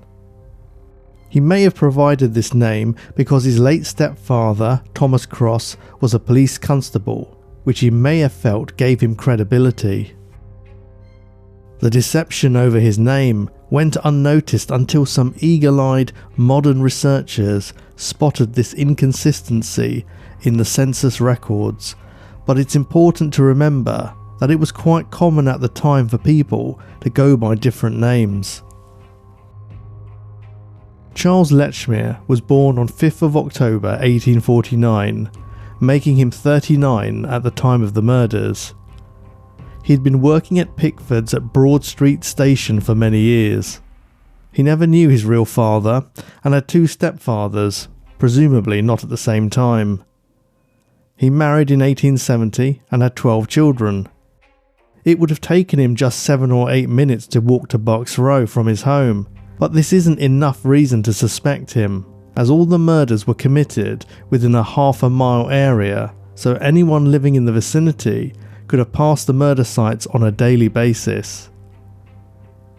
Lechmere usually left for work at about 3:30 a.m, but he was running late on the day of Polly Nichols' murder. Robert Paul told the Lloyd's Weekly News that he entered Bucks Row at exactly 3:45 a.m, but didn't mention this at the inquest, only testifying that he left home just before 3:45. We don't know how accurate these timings were and whether Paul and Lechmere were basing them on a pocket watch, a clock at home, or a nearby church clock they had heard, so we don't know for sure how long Lechmere had been in Bucks Row before Paul came along. It could have been minutes or moments. Some accounts speculate that Lechmere heard Paul's footsteps and rapidly pulled down the victim's clothing to hide the wounds, but this is misleading, as Paul asserted at the inquest that he had been the one to pull Polly Nichols' clothes down to make her appear decent, not Lechmere. In a documentary called The Missing Evidence, Lechmere was put forward as a suspect, and in the reconstruction of the scene, he was portrayed leaning over the body.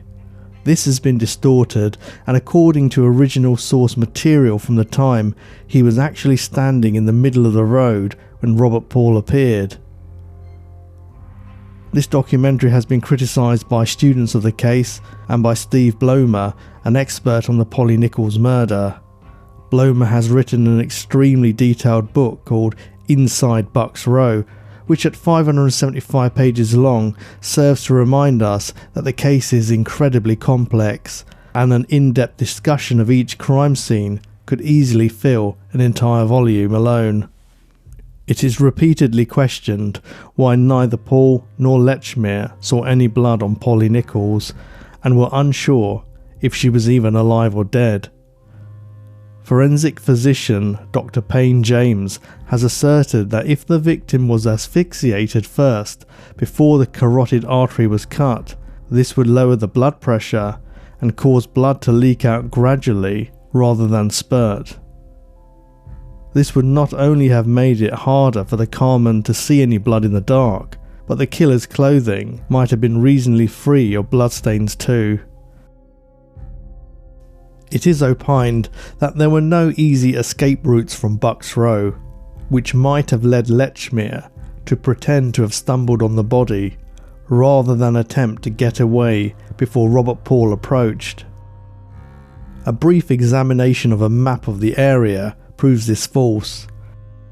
The killer would have been able to leave the scene and arrive at the western corner of the board school without hurrying. He could then have walked into White's Row or turned north in either Queen Anne Street or Thomas Street.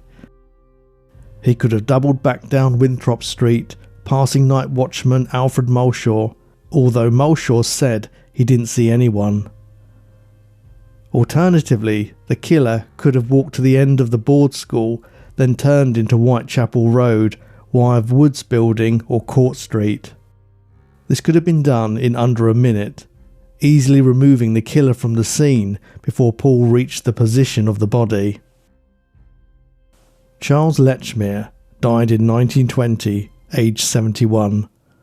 The points in favour of his being Jack the Ripper are that he was in the area at the time of the murders. He was discovered at one of the murder sites, very close to the victim's time of death. He was tardy in attending the inquest, only appearing when he found out Robert Paul had mentioned him, and some have argued that all 5 canonical murder sites were on his way to work.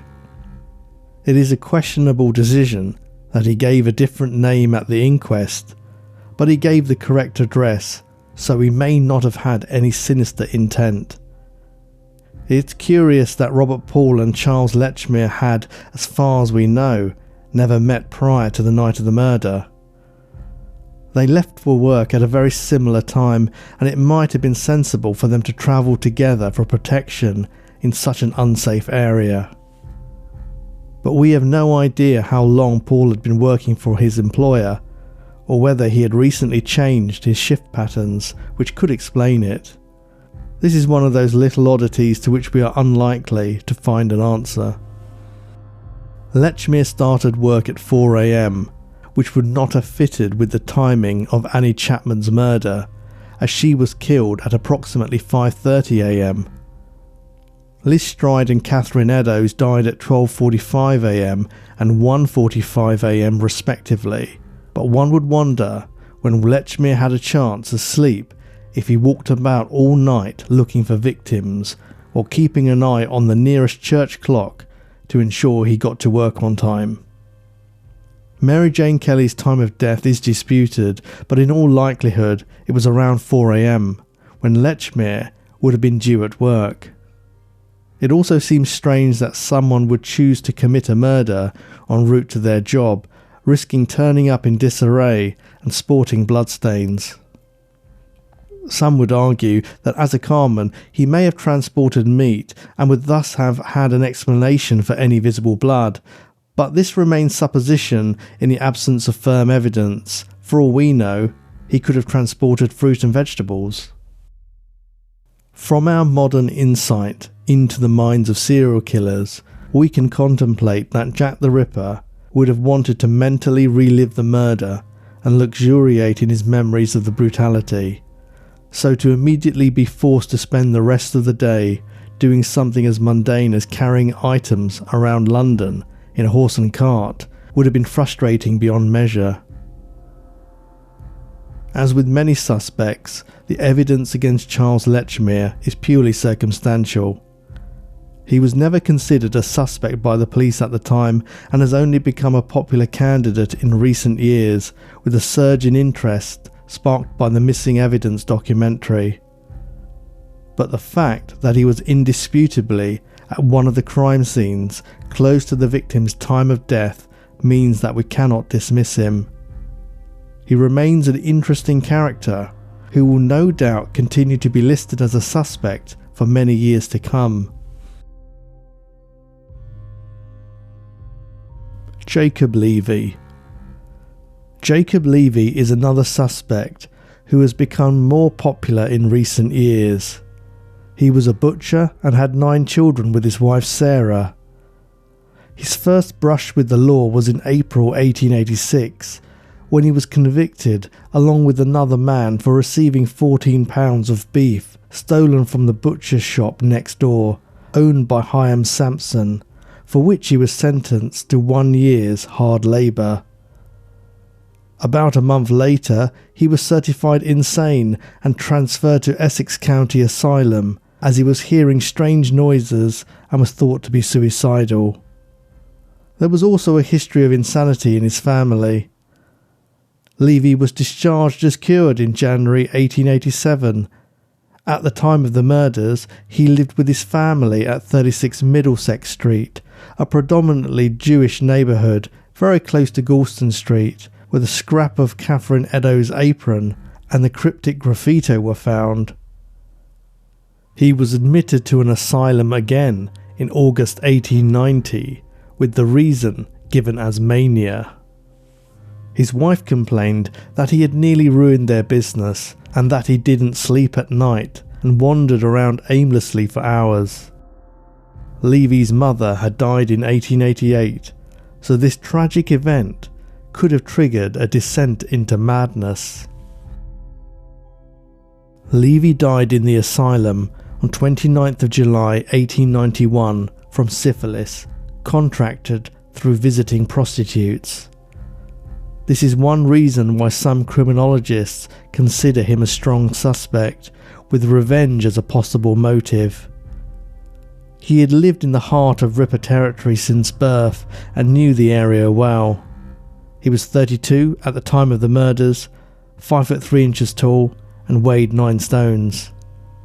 This made him 3 inches taller than Catherine Eddowes, like the man described by witness Joseph Hyam Levy near Mitre Square. His height also matches Elizabeth Long's testimony, who thought that the man she saw with Annie Chapman near Hanbury Street was a little taller than the deceased, and Chapman was 5 feet tall. However, Joseph Lavender contradicted this by estimating the man's height as 5'7". Jacob Levy may well have known Joseph Hyam Levy because their butchers' shops were within 100 yards of each other. Whether or not Joseph would have been able to recognise Jacob in the dim light of Church Passage had Jacob been the killer, we can't be certain. Coincidentally, Jacob's brother Isaac lived at the 5-storey high Wentworth buildings on Goulston Street, where the apron and graffito were found. The Wentworth dwellings had been constructed on land that had been cleared of slums just a couple of years before the Ripper murders. Could Jacob being familiar with the dwellings, have gone there to hide or drop off the piece of apron. The census records only prove that Isaac lived there in 1891, so we don't know how long he had been there. At the time, people tended to move around regularly. Many believe that as he was a butcher, Levy would have been used to wielding a knife and had a basic knowledge of anatomy. Jacob Levy is not mentioned by name in any surviving police documentation on the Ripper, but strangely, the official case files were closed in 1891, the year of his death. Only 3 years had passed since Whitechapel had been terrorised by the faceless killer who managed to evade capture with uncanny good fortune, so why close the case so soon? As with all suspects, there is no physical evidence linking him to the crime scenes, and all we can go on is circumstance and conjecture. Levy is a good suspect in many ways, and one who would benefit from further research if there's anything more to be dug up about him. I try never to get too attached to a suspect, as so much time has passed and we lack any physical evidence that could prove it either way. It's possible that it's someone who we've never even heard of, someone who doesn't even appear on a suspect list or a witness list at all. Major Henry Smith, acting Commissioner of the City of London Police at the time of the murders, summed it up nicely in his memoirs. He completely beat me and every police officer in London, and I have no more idea now where he lived than I had 20 years ago. Jack the Ripper has been immortalised in film, books and theatre throughout the decades. There are far too many to mention, but these are some of my favourites. I recommend the 1988 TV series starring Michael Caine as Inspector Abberline. Although the royal conspiracy it favours has long since been debunked, it's an entertaining watch and quite historically accurate. J-U-W-E-S. That's why I sent for you. Let's get rid of it. Wipe this off now.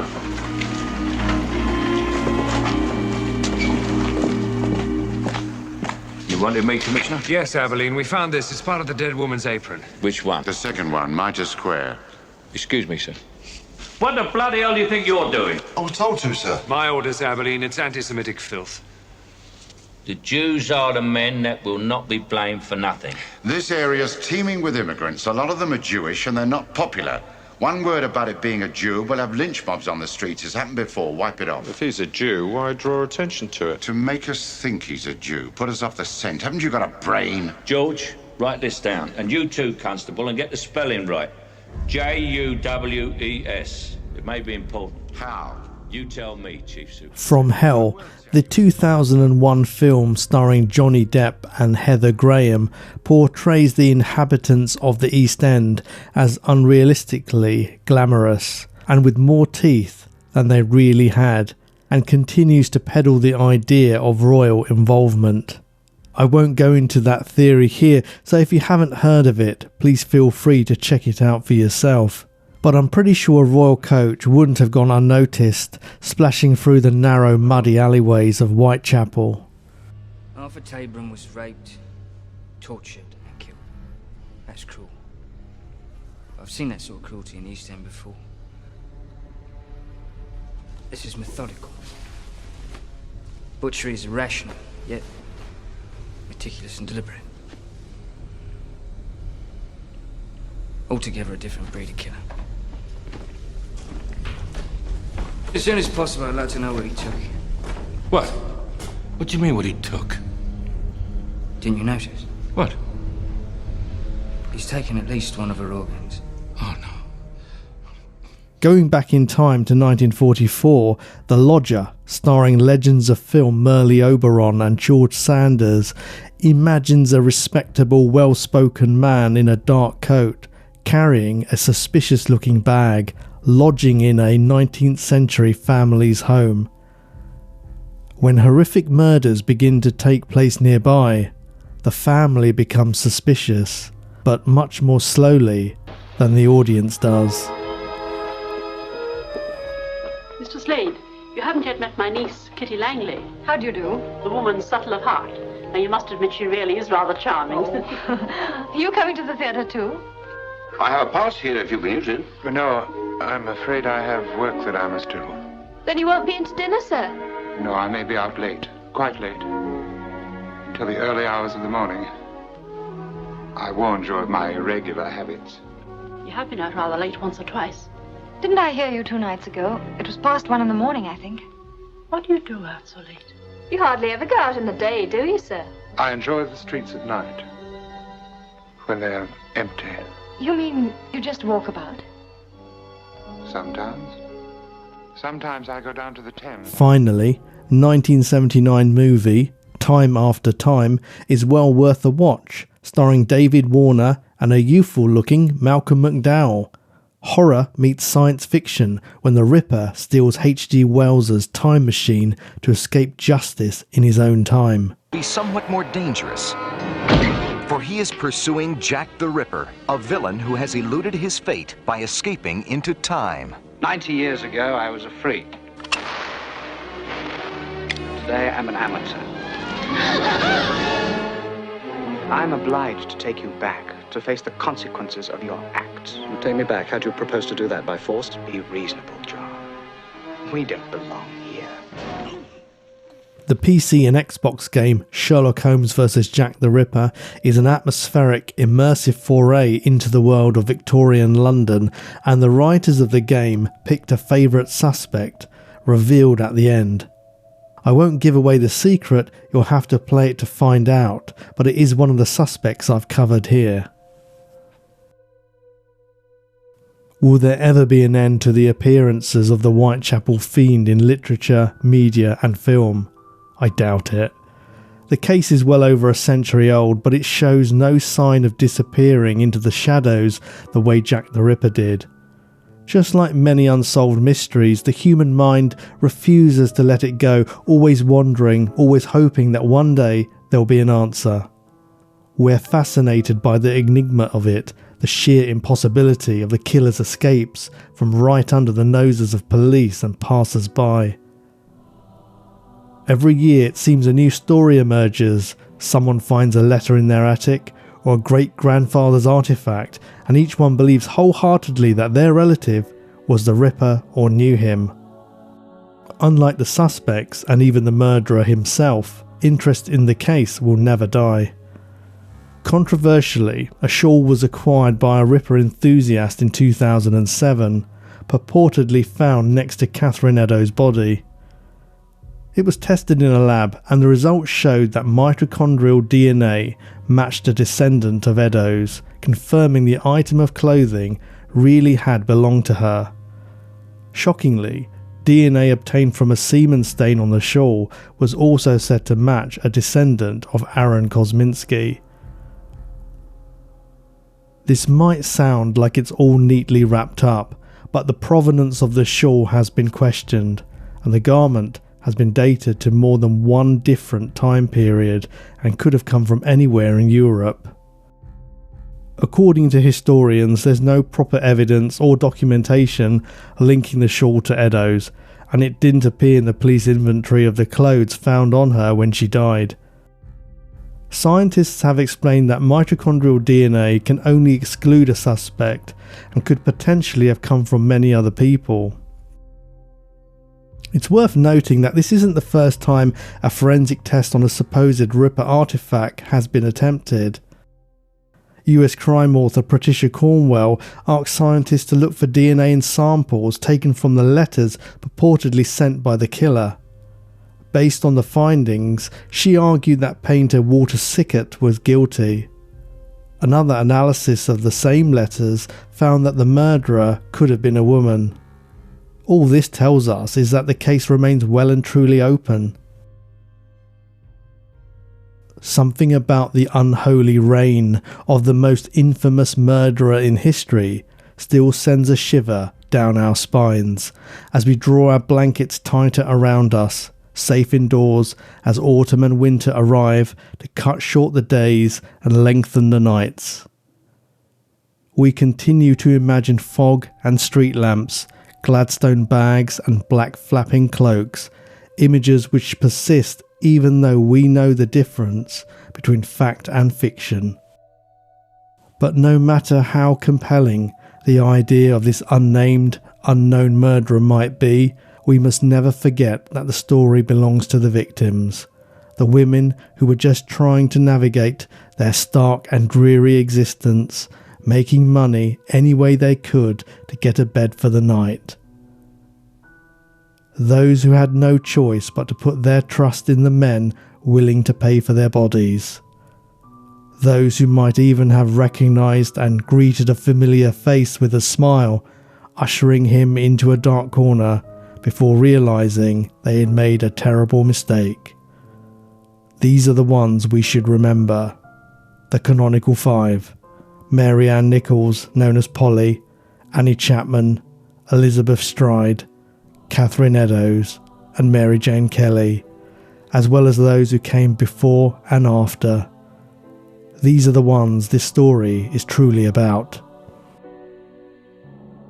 Thank you so much for listening to this episode.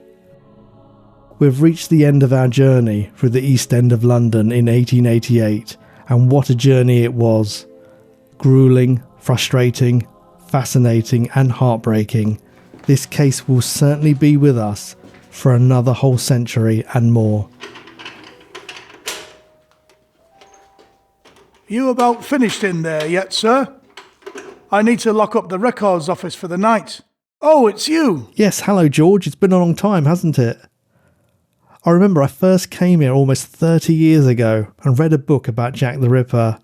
It was the very first case that got me into true crime. Anyway, I'm packing up now. I've just got a few final words for my listeners. It's been a pleasure to have you researching here.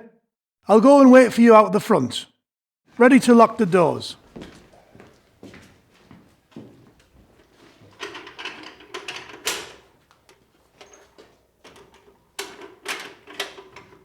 You've been listening to Prash's Murder Map. I hope you've enjoyed travelling through this series with me to explore one of the most iconic murder cases of all time. A huge thank you goes to everyone who has voiced characters throughout this series, with special thanks to Peter Blexley, Philip Hutchinson, Carl Kopak, Eric Rivenus, Emily G. Thompson, Eileen and Charlie, Jenny, and Adam. There were also another 20 people who were involved in this show and lent their voices. You know who you are.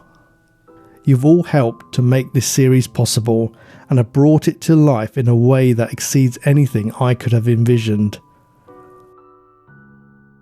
Now the Autumn of Terror has been concluded. Don't forget to blow out the candle and shut the door on your way out. But be careful. It gets very dark and cold in here.